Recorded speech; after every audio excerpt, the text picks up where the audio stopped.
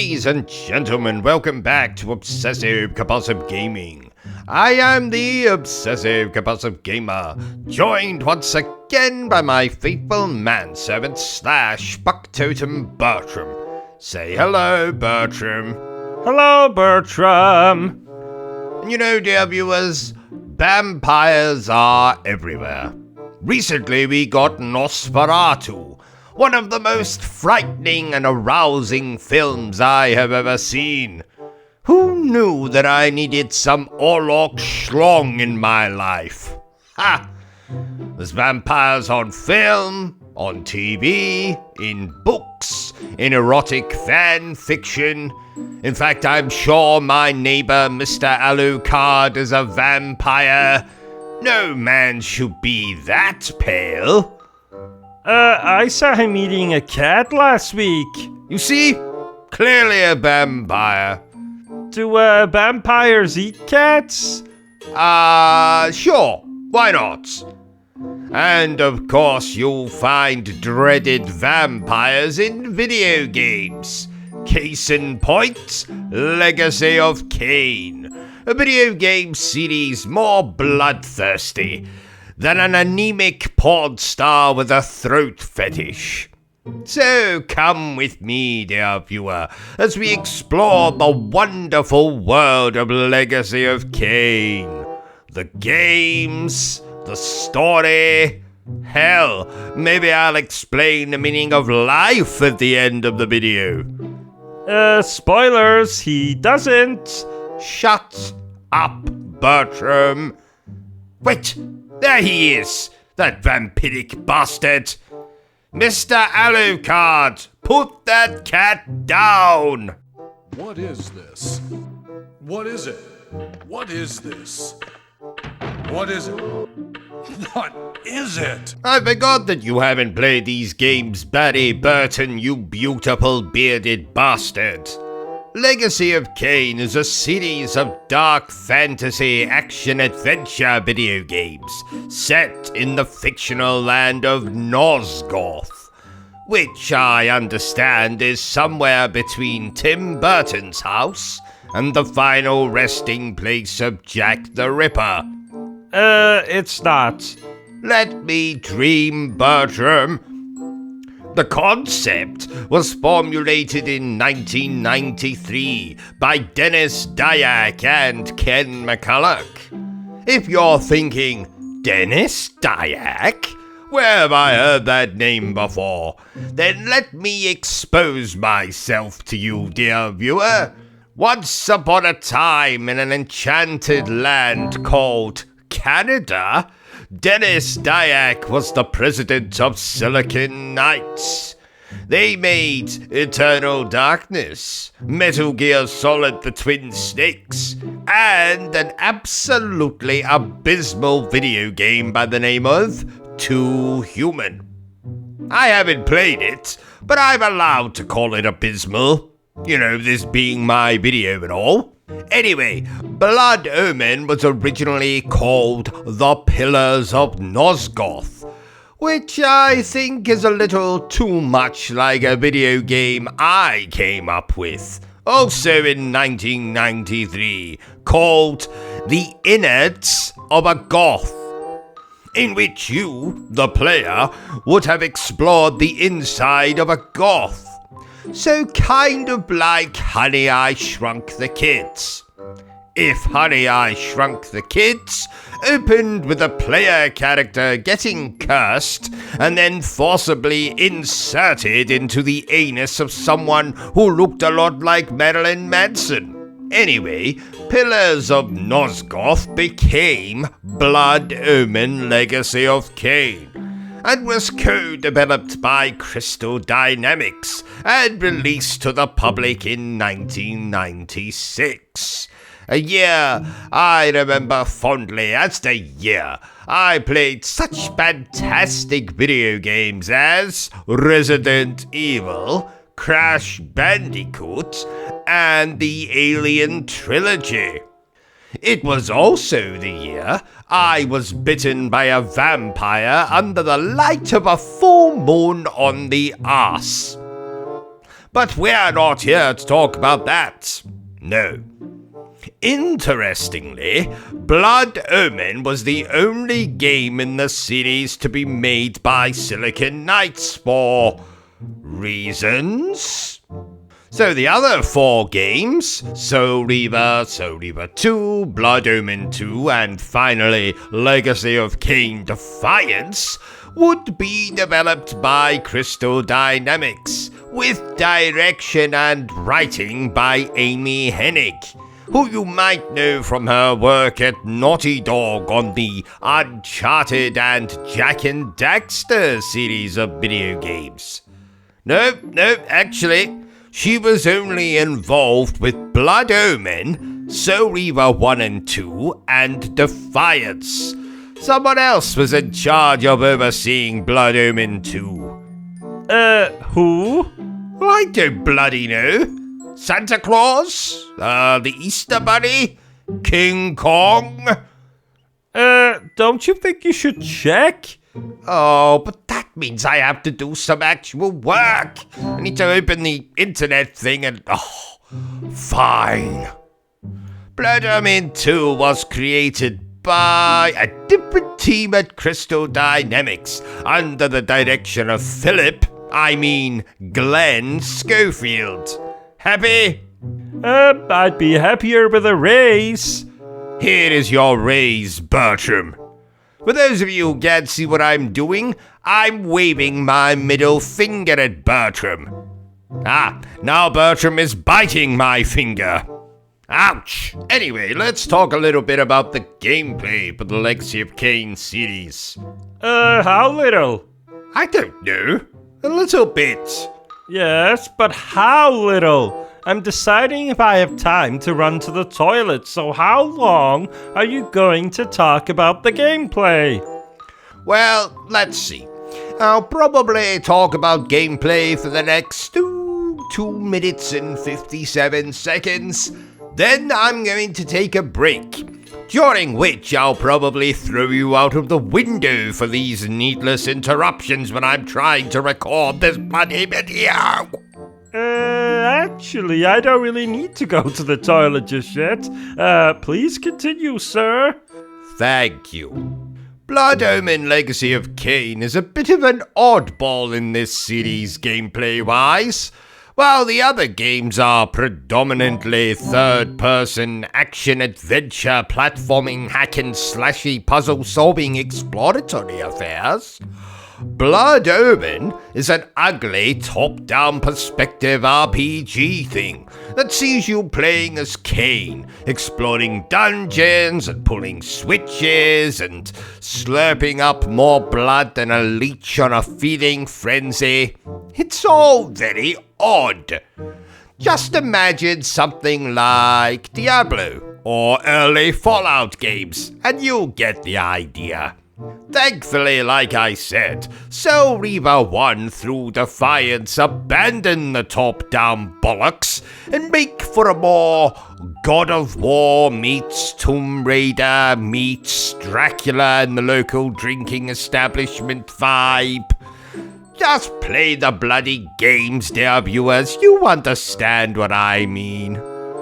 I hope your summary of the game's story is better than your explanation of their gameplay, OCG. Well, it's funny that you mention that, Bertrum. It might be worse.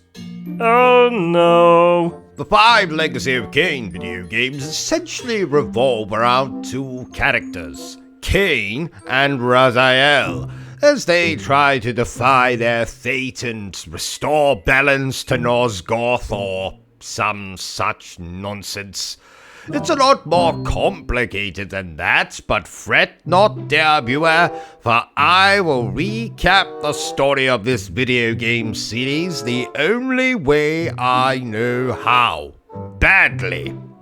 But first, a message from our sponsors. Haha, oh wait. We don't have any sponsors. Shit. Mr. Alucard has a dog now. No, that's not a dog, Bertrum. That's his wife. Ugly, isn't she? Apparently, she had a rather unfortunate accident with a jar of sulfuric acid. Oh my! Yes. Good afternoon, Mrs. Alucard. Dreadful day, isn't it?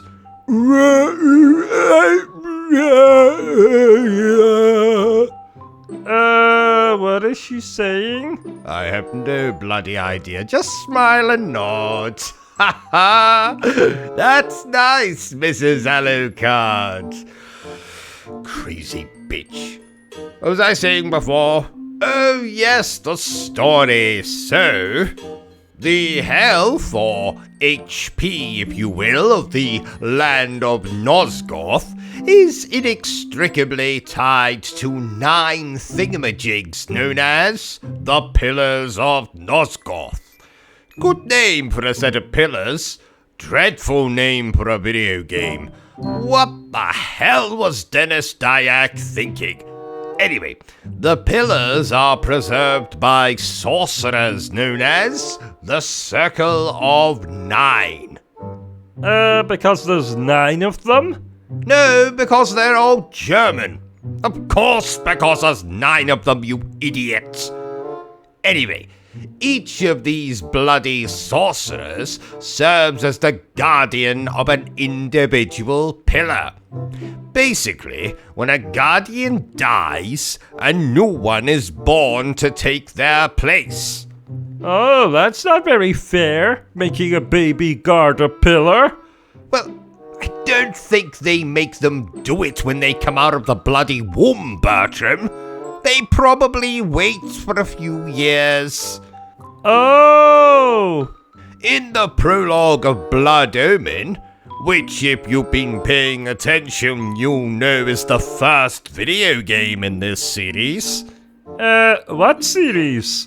Don't make me slap you, Bertram. Anyway, in the prologue of Blood Omen, Ariel, the guardian of balance, not the mermaid, is killed. And the resulting chain of events leads to the corruption of the pillars and their guardians. Oh, that's not good. No, it's not. It's about as good as contracting hepatitis from an attractive zombie. Something that has never happened to me. Nope, never. Not once. Anyway, at the start of the game, Kain, a young nobleman, is murdered by some tossers and resurrected as a vampire by a necromancer called Mortanius. Now, egged on by Mortanius and the repulsive spectre of Ariel, the guardian of the mermaids, Kain tracks down and kills the guardians in hopes of attaining revenge and a cure to his vampirism. But slowly Kain decides, bugger that! I'm rather enjoying these powers. I can turn into a wolf, I can suck blood, something I've dreamt of doing since I was a young child and forced to suckle upon my mother's teat. I'm going to embrace these new powers of mine. What's a teat? I'll tell you when you're older, Bertram. Now, while hunting Mobius, the guardian of time, Kain defies the advice of senior citizen vampire Vorador. How do you know he's a senior citizen? He has a free bus pass. Oh! Yes.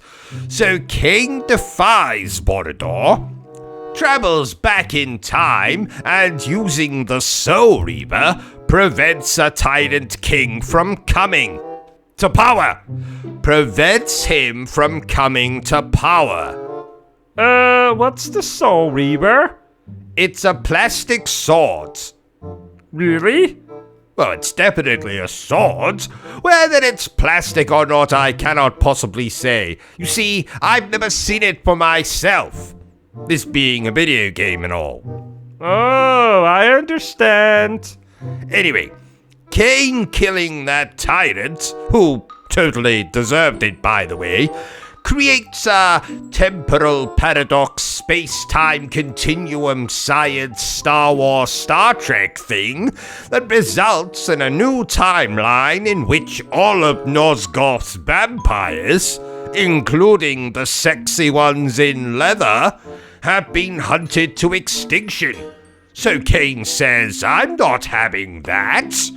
I must save the vampires, especially the sexy ones in leather.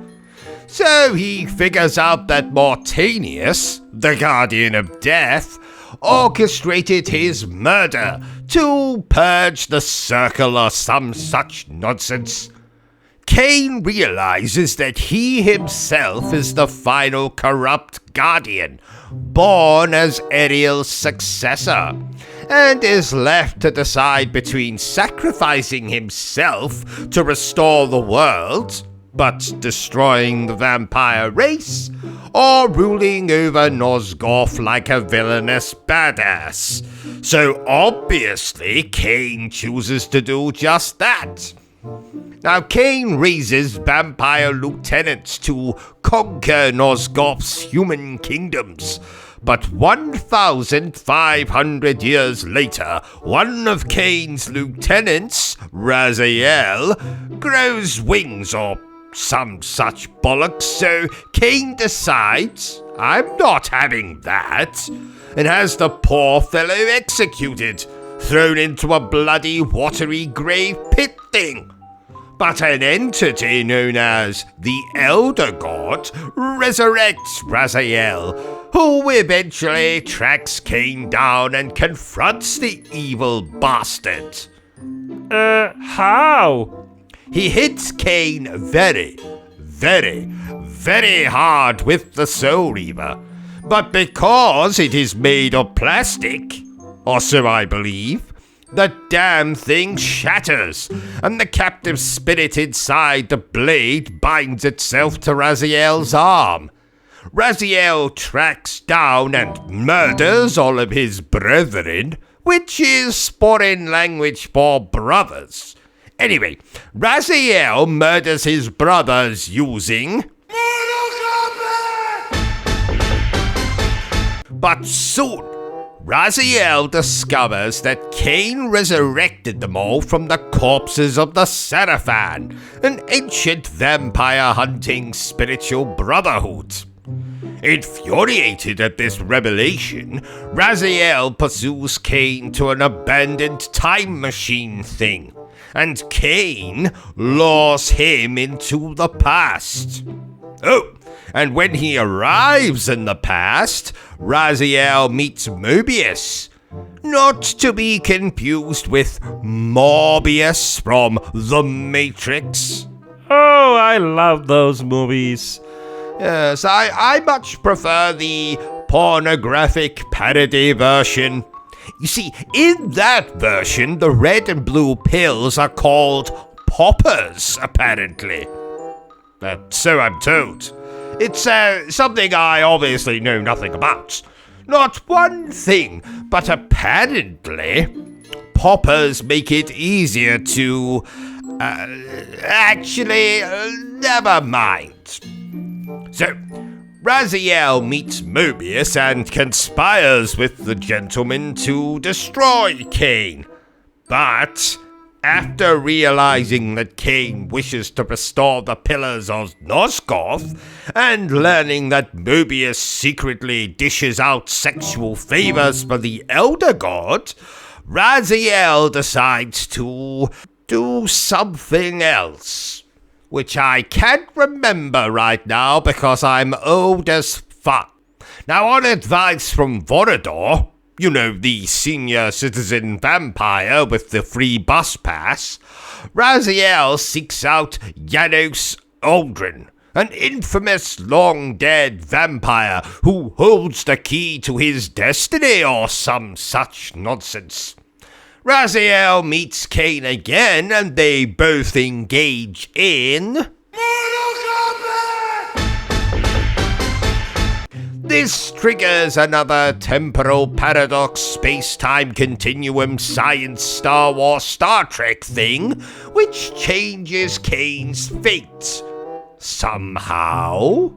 Raziel briefly meets with Janos in the era of the Seraphim, but realizes that his own human former self murdered the ancient vampire. So Raziel slaughters the Seraphim lieutenants and murders his former self, finding out, somehow, that he is the rebellious spirit destined to become imprisoned in the Soul Reaver. But at the last minute, Kain saves Raziel from this fate and takes the empty Soul Reaver for reasons. But the temporal paradox space-time continuum science Star Wars Star Trek thing causes changes in history for the worse. Soul Reaver 2, Blood Omen 2, and Defiance heavily expand the underpants. I mean, backstory of the series. How so? Well, put your penis away, Bertrum, and I shall tell you. Oh, I can't believe that happened again. That's the second time this week. Initially, alongside the humans, two other major races existed in Nosgoth. The ancient vampires and the Hilden. The vampires were spiritual, worshipped the elder gods, were nice to old people, that kind of thing. But the Hilden believed in technology, computers, sex robots, that kind of thing. What? They also didn't like the elder god very much, called him a poopy pants, and the vampires declared war in response to this utter blasphemy. Using incredible magic, the vampires erected the pillars, banishing the Hilden into another dimension, and forged the Reaver as a safeguard. A plastic safeguard, but a safeguard nonetheless. The Hilden retaliated by afflicting the vampires with a blood curse, which transformed them into immortal, impotent, incontinent predators of humankind. Many vampires turned to drink. Some turned to drugs. Even worse, some turned to their loved ones. Yuck. And when this all became too much, many vampires turned to suicide. And as a result, their race died out and the humans of Nosgoth seized control of the pillars, spraying graffiti over all of them, using them as convenient posts to urinate against when they had one too many ales at the local drinking establishment. Over the centuries, the Hilden tried to escape from their prison, thinking of ways to topple the pillars without the aid of a wrecking ball or Boeing 767. Kain, meanwhile, seeks to somehow both restore the pillars and return them to vampire rule. Blood Omen 2 sees us playing with a younger Kain in the altered timeline created at the end of Soul Reaver 2, depicting Kain's war against the leader of the Hilden. Eventually, Kain kills the Hilden Lord. And? And that's it. Weren't you listening, Bertrum? Blood Omen 2 takes place in an alternate timeline, so that means, just like the rumors of a Bloodborne remake for PlayStation 5, it means bugger all. In Legacy of Kain Defiance, Kain and Raziel each discover evidence that the ancient vampires and Hilden had prophesied two champions, one representing each race, who would decide the fate of Nosgoth. And how would they decide that? Well, probably by engaging in Raziel is bent on resurrecting Janos to escape his destiny, but Kain strives to stop him, and the two are drawn into battle. Or if you prefer, they are drawn into Last time, I swear. Ha ha. Raziel learns from Martinius that Kain was raised using Janus's heart, and rips this from Kain's chest in their last battle, ostensibly killing his former master. Though disillusioned, Raziel resurrects Janus, who guides him to one final trial. Though he succeeds receiving spiritual powers, Raziel witnesses the collapse of the pillars. The resulting breach enables the Hilden Lord, also known as the Evil Dickhead, to possess Janus, and Raziel is defeated in the ensuing battle, trapped by the Elder God. He concludes that the Elder God, sustained by the souls of Nosgoth, is the ultimate cause of all the conflict and strife throughout history, and realizes that he, himself, was both the vampiric and Hilden champion. Kain was neither. Later, Kain miraculously awakes, and despite the loss of his heart, he manages to encounter Raziel, and they reconcile. Somehow, for reasons, Raziel enters the Soul Reaver willingly, but first uses his spiritual powers to cleanse Kain of the corruption he had inherited at birth as a member of the Circle of Nine. Thus healed, Kain is able to wound the Elder God with the Reaver, but sadly, he is unable to destroy him. As Kain looks out over Nosgoth, he contemplates Raziel's sacrifice, and, though we don't actually see it, I believe that Kain scratches his nutsack for the first time in 400 years. The end. Well, that was confusing. Very.